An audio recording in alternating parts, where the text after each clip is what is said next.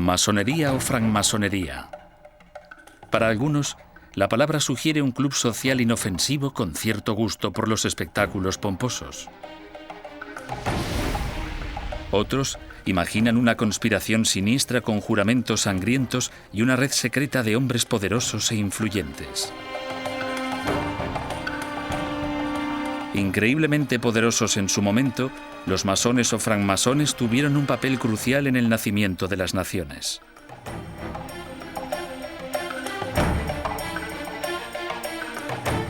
Pero su historia también tiene un lado oscuro, un lado que conduce a la conspiración, al secuestro, al asesinato y al ultraje nacional.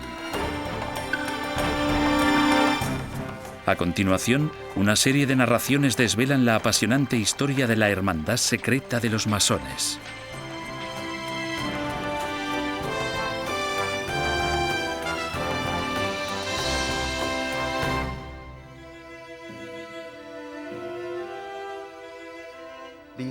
Con esto juro solemnemente proteger, bajo no menos pena de que me corten el cuello, bajo no menos pena de que me corten el cuello, me arranquen la lengua desde la raíz, me arranquen la lengua desde la raíz o me entierren cerca del nivel del agua donde la marea sube y baja.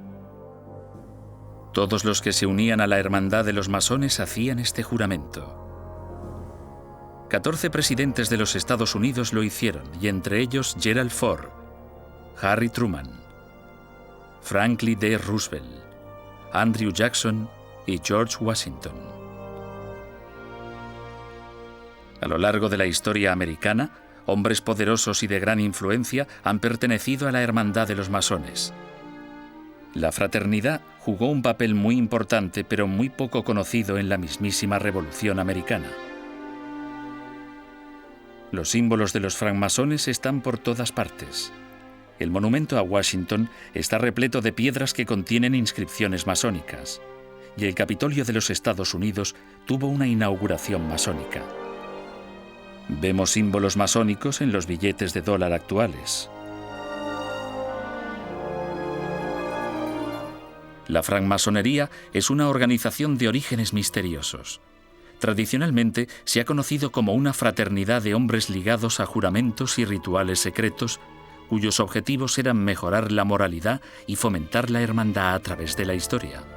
Esta hermandad también ha unido a eruditos y hombres de influencia a favor de causas comunes.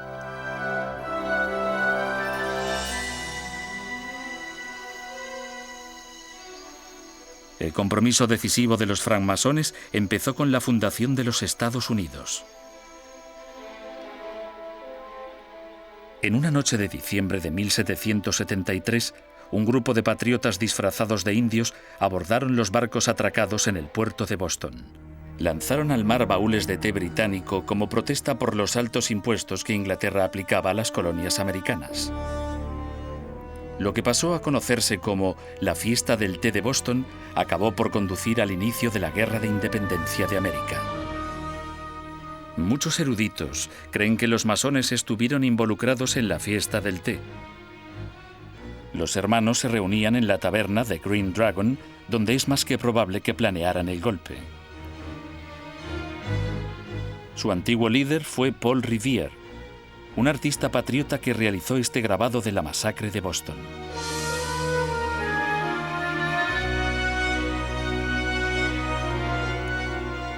Otro hermano fue Joseph Warren, quien murió como un héroe en la batalla de Bunker Hill. La mayoría de los que firmaron la Declaración de Independencia de los Estados Unidos pertenecían a la fraternidad, como por ejemplo Benjamin Franklin y John Hancock. Creemos que estas verdades son evidentes por sí solas, declara el documento histórico, que todos los hombres son iguales y que todos están dotados por su creador de ciertos derechos inalienables, entre los que se encuentran la vida, la libertad y la lucha por la felicidad. Estos ideales son básicos en la forma de entender el mundo de los masones. Libertad, fraternidad, e igualdad. Este era el gran grito de guerra de la gente que creía en la democracia durante el siglo XIX. Los académicos han descubierto que si se busca un corpus literario donde aparecen con más asiduidad estos términos, además de estar relacionados de un modo u otro, es en la literatura masónica. La francmasonería fue practicada en las colonias americanas por oficiales de alto rango del ejército británico y otros nobles desde el año 1700. En los años anteriores a la Revolución se creó una fraternidad menos exclusiva, aunque igualmente muy respetable, en la que se aceptaban hombres con menos educación, sin riquezas y sin influencias.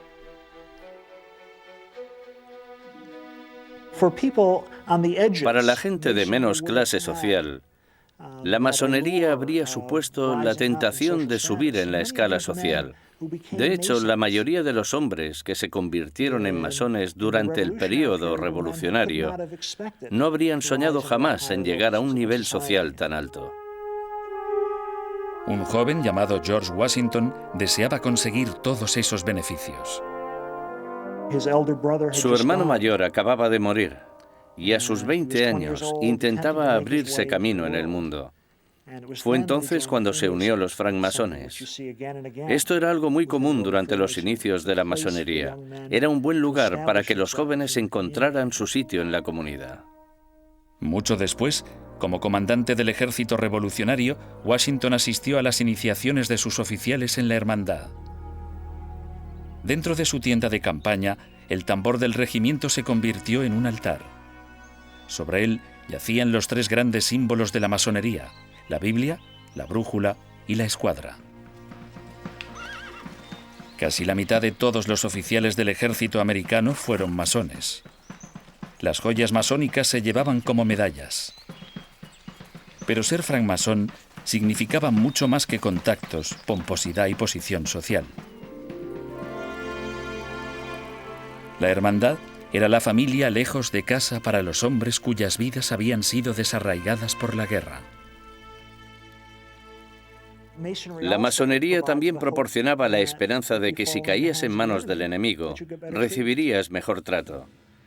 Existe el ejemplo de un oficial que fue capturado por conservadores e indios, atado a la hoguera y a punto de morir. Y hasta que no mostró su señal de angustia y demostró que era un masón, no fue liberado. Este tipo de historias son muy comunes en esa época.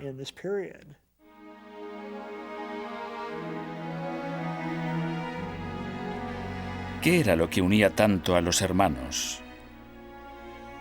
¿Qué es lo que se escondía tras las creencias y los rituales masónicos? Permanezcan con nosotros mientras nos sumergimos en los orígenes de la hermandad secreta de los masones.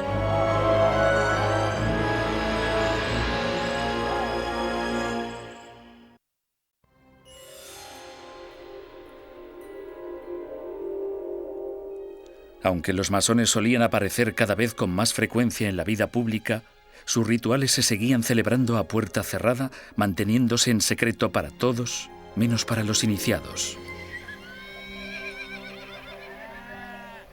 En el año 1880, un joven escéptico de un pequeño pueblo en Nueva York describió cómo él también fue arrastrado hasta la fraternidad. He oído breves comentarios de su maravillosa naturaleza. Sin embargo, mi madre cree que se trata de magia negra y me aconseja que me aleje de esa malvada sociedad. Algo parecido a un deseo oculto surgió en mi mente y me empujaba a mirar dentro de la logia. Estoy decidido, arriesgaré mi vida y solicitaré la admisión. El joven Salem Town quedó profundamente impresionado con lo que vio. Dentro de la logia, descubrió nada más y nada menos que el guardián divino de la democracia.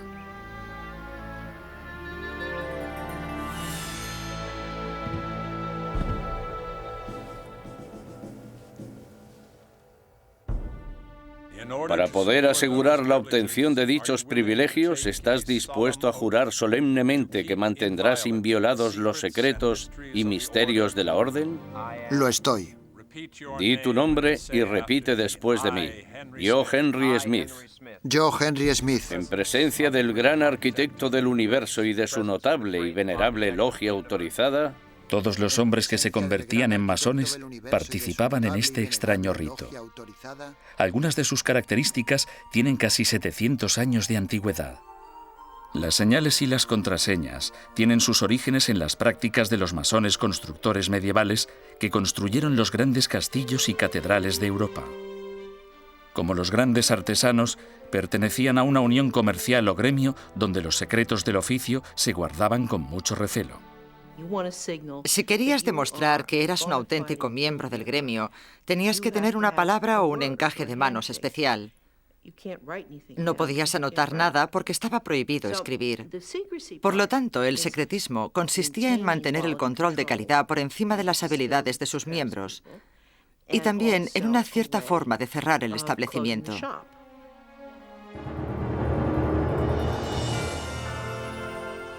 Entre los edificios que construyeron los masones se encuentran las grandes catedrales de Europa. Fueron necesarias varias generaciones para construir estas estructuras soberbias y magnificentes. Eran el mayor logro tecnológico conseguido por el hombre.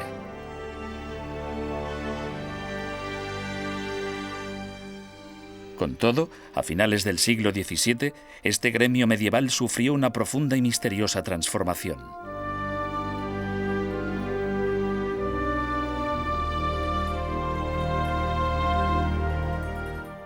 Las logias empezaron a admitir miembros que no ejercían el oficio de la construcción.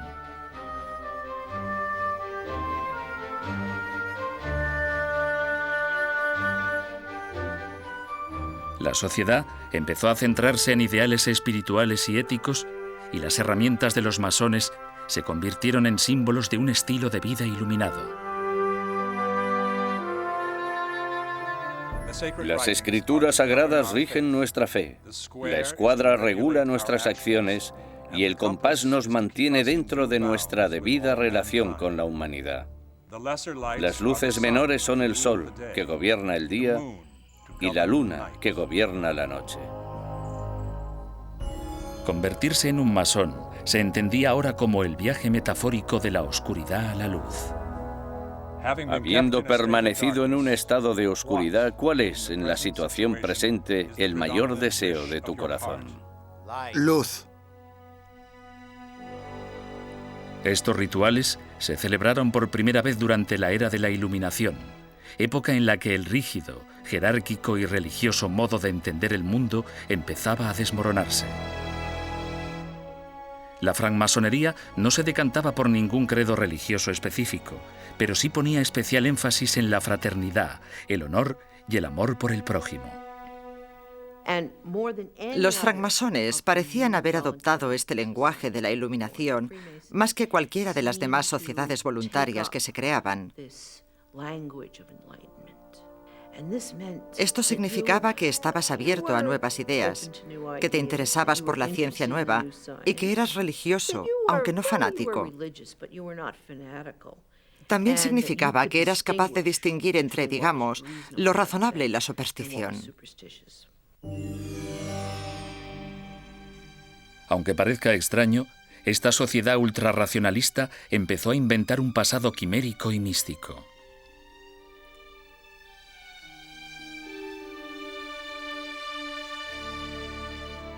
Los grandes misterios y la leyenda básica de los francmasones incluyen el asesinato de Hiram Abiff, el maestro masón del templo bíblico del rey Salomón. En la leyenda, que se representa en el ritual del tercer grado de los masones, Hiram es atacado por 3 rufianes que exigen los secretos del maestro masón. Our master, true to his obligation.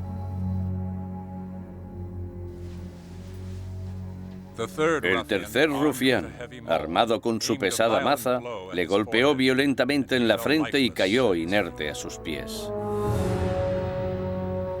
Con la muerte de Hiram, los conocimientos necesarios para completar el templo se perdieron. Durante el rito, el candidato representa el papel de Hiram. Lo matan de forma simbólica y luego lo resucitan.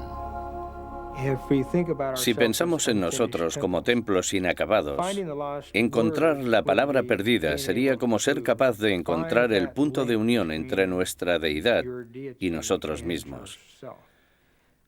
Así como descubrir que esto lleva toda nuestra naturaleza inacabada al punto de la perfección. Los símbolos son las herramientas de los masones. Cada símbolo indica un camino hacia la iluminación, una de las formas de completar el templo de nuestra propia alma.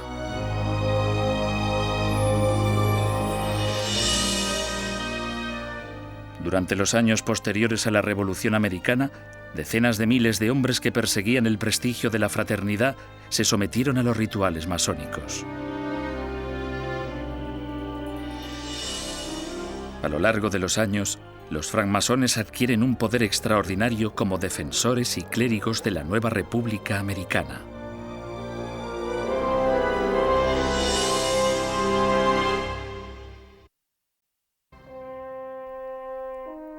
La masonería impregnó todos y cada uno de los aspectos de la sociedad americana durante los años posteriores a la Revolución. Fue más allá de toda diferencia política y religiosa y se convirtió en algo a lo que casi todo el mundo podía afiliarse. Jóvenes como Salem Town se intoxicaban con el misterioso anzuelo de la masonería. En 1818 escribió: No es ningún secreto que la masonería es de origen divino. Se enseñó de forma divina a hombres de inspiración divina. George Washington dijo que América se convertiría en lo que la francmasonería ya era, un templo de virtudes.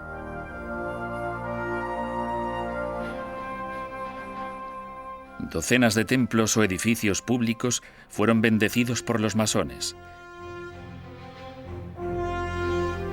Incluso antes de que empezaran a construirlos, los religiosos de las ciudades pedían a la fraternidad que realizara sus ritos, bendiciendo las piedras angulares con libaciones de maíz, aceite y vino.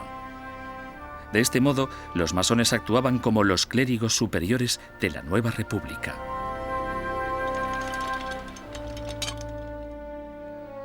Es probable que George Washington presidiera la ceremonia más famosa de toda la historia. Vestido con su mandil masónico y utilizando un palustre de plata, Washington inauguró el edificio del Capitolio.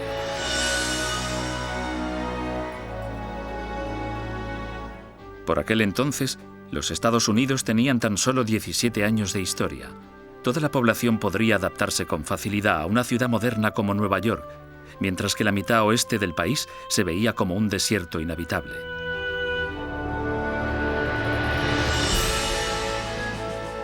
Pero lo más notable de todo era el gobierno de este país. Nunca antes se había escogido un gobierno de la gente y para la gente. La capacidad de América para sobrevivir no estaba del todo clara. Se enfrentaba a un mundo hostil. Estaban creando un nuevo tipo de gobierno que nunca había sido escogido a tan gran escala. Y para muchos americanos, los ideales, los valores y las prácticas de la masonería proporcionaban un punto de unión para la sociedad. Las logias masónicas proporcionaban a los ciudadanos un entrenamiento práctico e importante. Todos se comportan por igual en la logia. Los hombres aprenden a hablar en público, cómo votar, cómo vivir con la Constitución, cómo pagar impuestos, cómo comportarse como ciudadanos en un mundo en miniatura. En mi opinión, es lógico afirmar que las logias masónicas a menudo se convertían en escuelas de gobierno. La disciplina de la logia también se veía como una herramienta de enseñanza.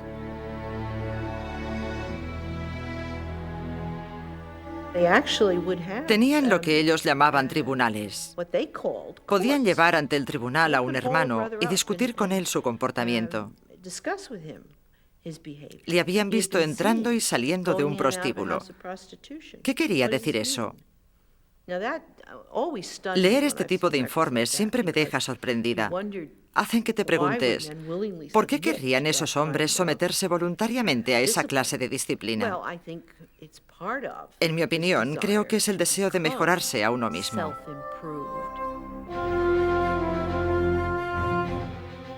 Convertirse en masón significaba asociarse con la virtud, y la virtud era heroica, respetable y en general buena para el país. Los masones llegaron a convertirse en el símbolo de los principales valores de la República, más allá de cualquier otra institución. La revolución había puesto fin a la pregunta sobre quién debía convertirse en el símbolo de la República. Antes de la revolución había un rey. Ahora esto se había acabado con la nueva idea de igualdad. Entonces, ¿quién se erigiría como símbolo de la República? No quedaban muchos grupos aparte de los masones, y por eso se les escogió. Ellos estaban particularmente preparados, porque eran los constructores que simbolizaban los ideales de la nueva nación. Periodistas como la cronista de Washington, Anne Royal, cantaron las alabanzas de los masones. Si no hubiera sido por la francmasonería, el mundo se habría convertido en una manada de salvajes. En el año 1826, menos de 50 años después de la Declaración de Independencia, los hermanos ocupaban altos cargos en casi todas las instituciones sociales y públicas.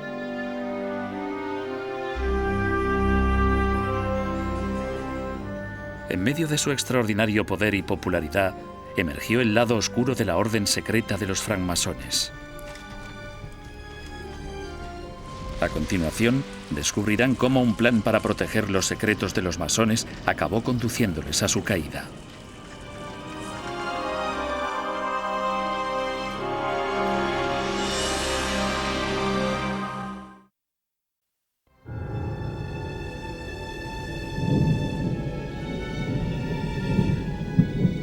En el año 1826, el asesinato y la conspiración cubrirían con un oscuro velo la imagen de la hermandad en los Estados Unidos.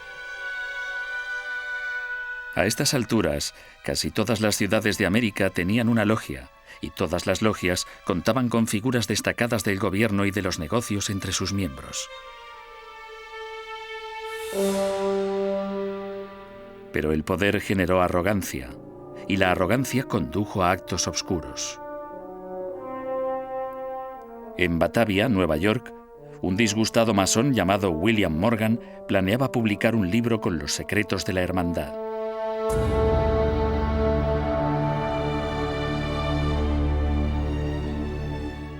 Para horror de los masones locales, pretendía revelar los detalles de los elaborados rituales de iniciación.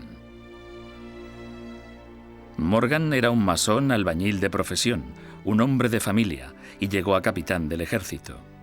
También fue un activo francmasón. Pero hizo muchos enemigos en su logia, donde los hermanos le acusaron de alcohólico y desidioso. No conocemos los motivos por los que decidió publicar los secretos masónicos. Algunos dicen que lo hizo por venganza o porque quería ganar dinero. Otros afirman que estaba realmente motivado a exponer lo que él consideraba juramentos blasfemos y peligrosos. En cualquier caso, Morgan había hecho el juramento que le prohibía revelar los secretos de sus hermanos. Sabía que la pena establecida por romper el juramento era la muerte o, aún peor, una muerte espantosa.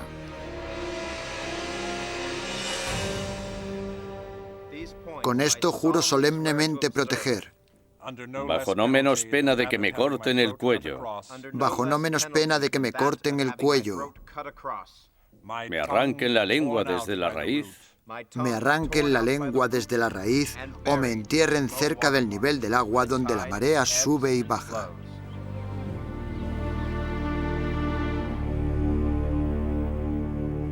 Los planes de Morgan alarmaron y enfurecieron a los masones locales.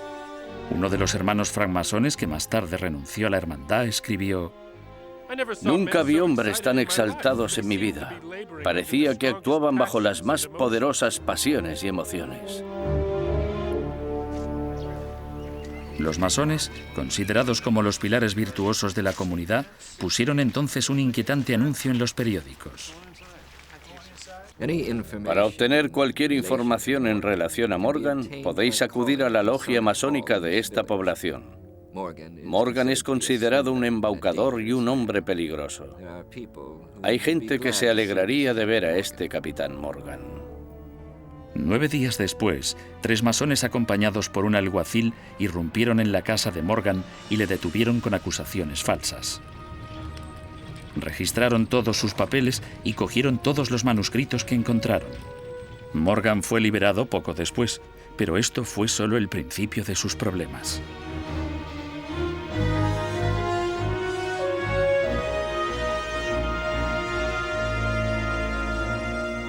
Morgan seguía decidido a publicar su libro. 2 semanas más tarde, un grupo de vigilancia intentó quemar la imprenta donde se iba a publicar el libro de Morgan. Pero los vecinos dieron la alarma y apagaron el fuego antes de que los daños fueran mayores. Entonces, los hechos llegaron a su punto más álgido. Morgan fue detenido de nuevo, esta vez a causa de una deuda de $2. Lo llevaron en carro hasta la ciudad cercana de Canandaigua, donde le encarcelaron. Un misterioso personaje que afirmó ser su amigo apareció en la cárcel y pagó la deuda de Morgan. Tan pronto como salió de su celda, Morgan fue detenido y obligado a subir a un carro mientras gritaba «¡Asesinato! ¡Asesinato!». El periódico local publicó: Hay motivos para temer que el capitán William Morgan ha sido asesinado. A altas horas de la noche del pasado martes, fue liberado y secuestrado por un poderoso grupo. Desde entonces nadie ha vuelto a saber nada de él.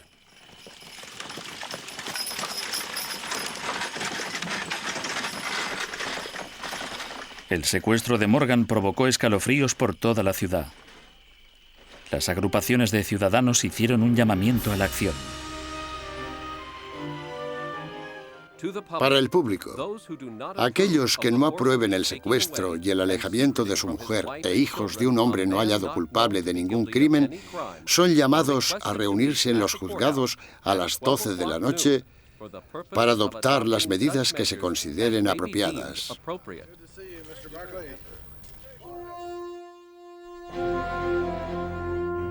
Estas agrupaciones convocaron alrededor de un centenar de reuniones en las ciudades circundantes a la escena del crimen. Mediante arduas investigaciones, consiguieron encontrar el rastro de los secuestradores de Morgan. Descubrieron que en 36 horas los secuestradores habían recorrido la increíble distancia de 120 millas, desde la ciudad de Canandaigua hasta Youngstown, en la frontera con Canadá. A lo largo del trayecto, los secuestradores recibieron la ayuda de conspiradores que les suministraron comida, agua, caballos y carros nuevos. En Youngstown, Morgan fue atado y amordazado mientras cruzaban el río Niágara hacia el Canadá.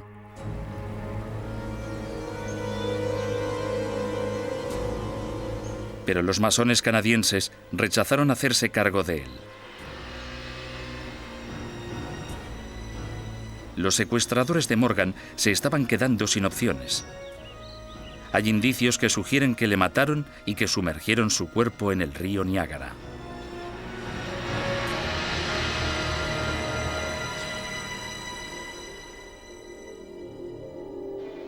Las investigaciones que realizaron los ciudadanos ayudaron a establecer las bases para el procesamiento de los secuestradores de Morgan.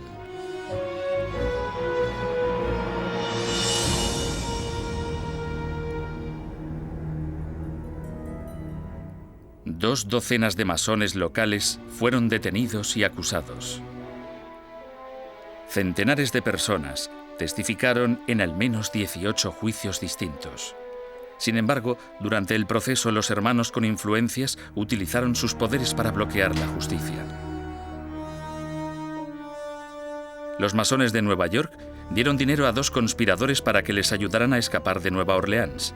Otro de los hermanos escapó a Europa. A Edward Giddings, que supuestamente había presenciado el asesinato de Morgan, se le prohibió testificar. El motivo: ser ateo.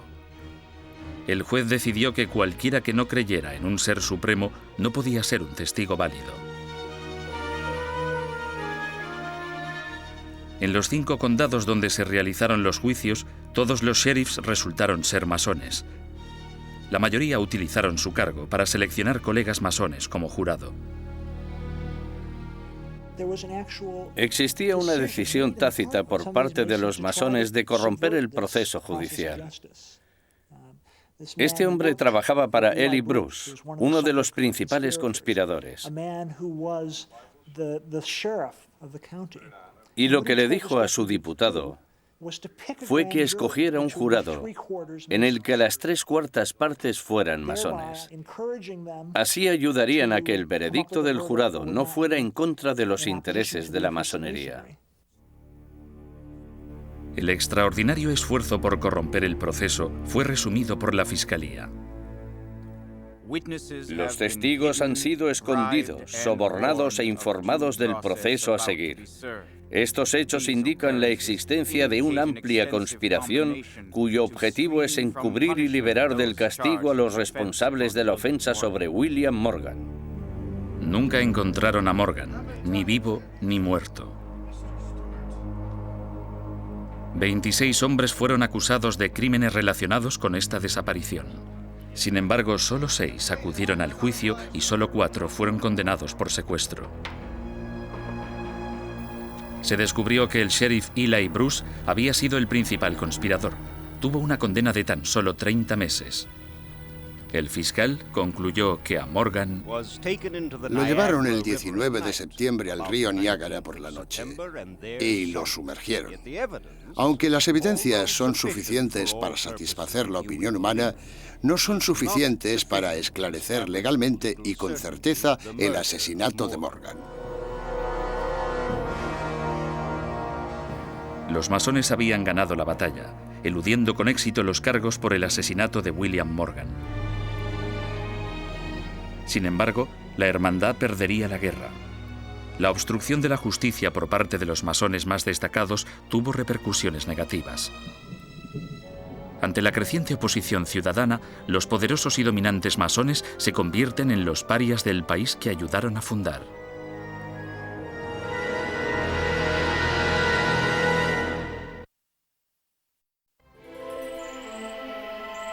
El asesinato de William Morgan conmocionó a toda la nación. Pero lo más preocupante eran las repetidas obstrucciones de la justicia por parte de los masones. A raíz del ultraje en el caso Morgan, nació un movimiento antimasónico. Los antimasones se propusieron cerrar todas las logias y eliminar a los francmasones de todos los cargos de la vida pública. A pesar de que en el pasado se les había considerado los benevolentes defensores de la democracia, ahora se les acusaba de poder maligno. Se imprimieron panfletos atacando a los masones.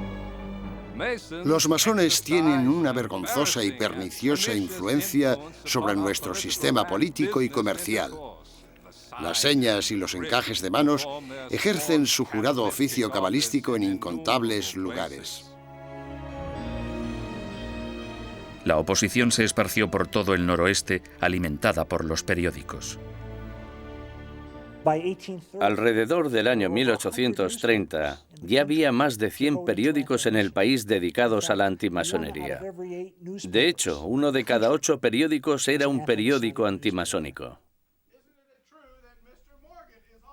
De repente, el secretismo, la exclusividad y el poder de los masones les hacía parecer incompatibles con la sociedad democrática. John Quincy Adams, antiguo presidente e hijo de John Adams, había firmado la Declaración de Independencia y sin embargo los denunció. Los masones son una sociedad de al menos 200.000 hombres. Se vuelcan sobre cualquier objeto que les produzca aversión, igual que una boa constrictor rodea a su víctima. El secretismo, por definición, solo puede significar que tramaban algo malo. Todos esos hombres solos. Era inmoral. Algo no cuadraba. Reclutaban miembros entre sus amistades. Por lo tanto, es posible que lo que intentaran fuera crear unas redes de mecenazgo en las que unos se defendían a otros, consiguiendo así apoderarse del comercio. La masonería ya no parecía el símbolo de la igualdad, sino de la desigualdad. Muchos de los nuevos rangos habían creado cargos con títulos grandilocuentes y pomposos. Podías convertirte en un gran clérigo mayor. Podías convertirte en un gran rey. Podías convertirte en un emperador. Esto parecía oponerse a la naturaleza de América.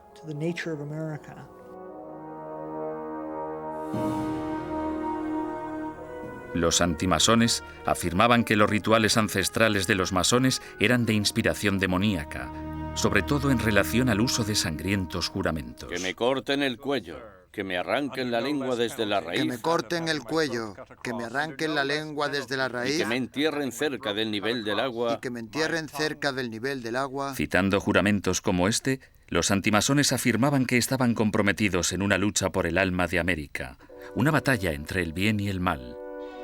El movimiento contra los masones se convirtió en una cacería de brujas.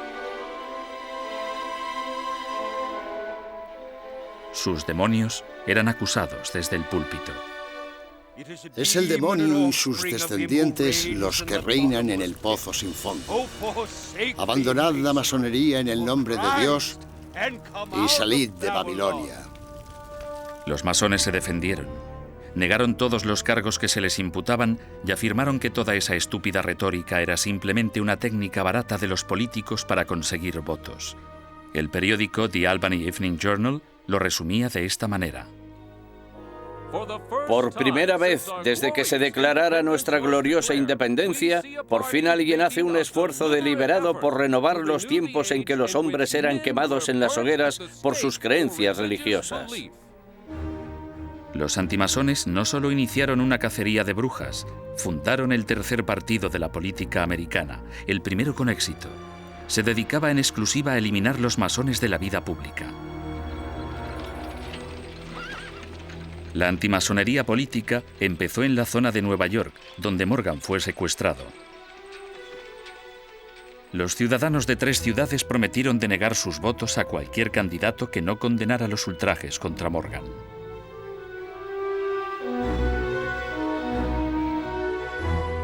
Poco después, los habitantes de la ciudad de Séneca declararon que no votarían a ningún francmasón para ningún cargo político, fuera el que fuese. Un año después de la desaparición de Morgan, los antimasones habían sido elegidos para cargos municipales y del condado por todo el oeste del estado de Nueva York. Los legisladores estatales, que eran masones, temían este cambio de la opinión pública. Nombraron nuevos fiscales para que realizaran una investigación sobre el caso Morgan. Satisfaciendo las demandas de justicia del pueblo, los masones esperaban apaciguar la cada vez mayor tendencia a acusar a toda la fraternidad masónica de asesinato y conspiración. Sin embargo, esta estrategia no funcionó. Los sucesivos fiscales, bloqueados una y otra vez en sus intentos de descubrir la verdad, se convirtieron en seguidores de los antimasones.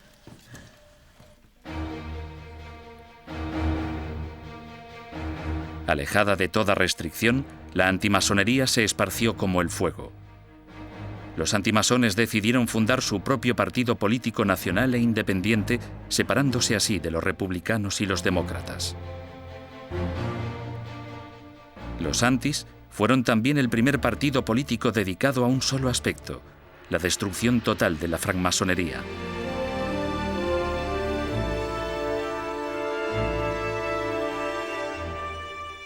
Eligieron a gobernadores en Vermont y Pensilvania y organizaron la primera convención nacional de la historia americana para nombrar a un presidente.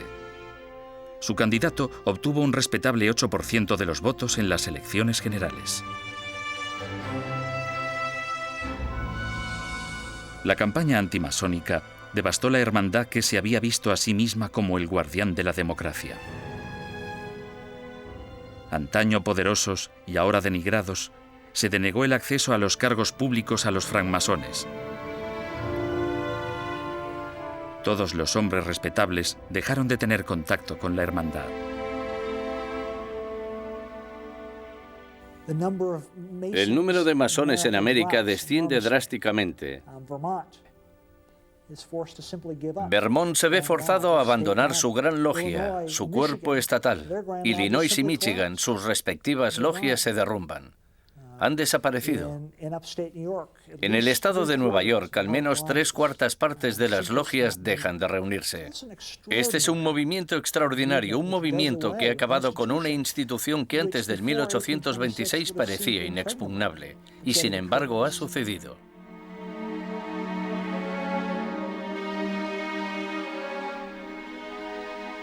Entonces, en la década de 1850, el péndulo cambió de dirección. La fraternidad inició su regreso. Los nuevos francmasones eran diferentes de los anteriores. Se distanciaron de su antigua reputación de cábala secreta.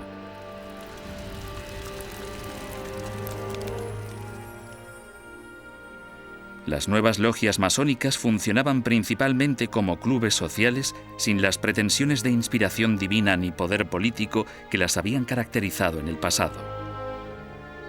Pusieron mucho énfasis en la caridad y la nueva fraternidad ganó una muy buena reputación gracias a los hogares de ancianos, los hospitales y los orfanatos.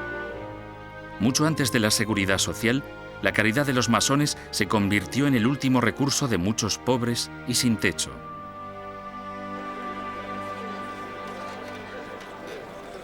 Hoy en día existen 2,5 millones de miembros en la orden libre y aceptada de los masones en América.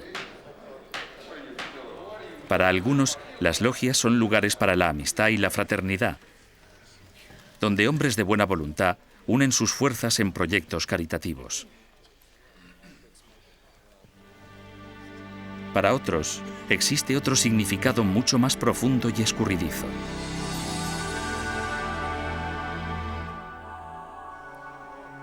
El enigmático oficio todavía utiliza los antiguos símbolos y los extraños rituales. A veces espantosos, a veces tranquilizantes. Los ritos se pasan de generación en generación como postes indicadores del camino hacia la sabiduría y la iluminación. Su significado final puede que solo se pueda entender si salimos en busca de la historia.